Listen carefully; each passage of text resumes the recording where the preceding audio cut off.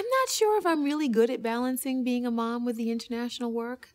It's funny because I was 5 months pregnant and I went to do field research in Jamaica, and my husband said, "You're going to drive around hairpin turns with my child by yourself at night?" I don't think so. So he came with me, and it was terrible. We all got scabies.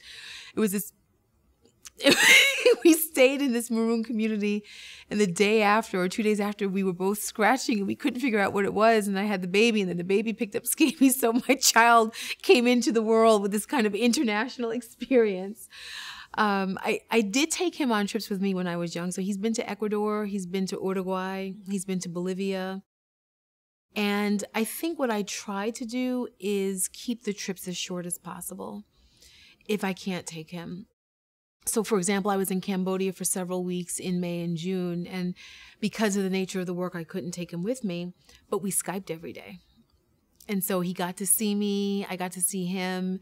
And I have to say, technology really does make it more manageable. It's one thing to be able to hear mommy's voice or to hear Brooks's, my son's name is Brooks. It's another thing when you can actually see each other. You know, you can't touch each other, but being able to see each other's facial expressions, I think made it a little bit easier.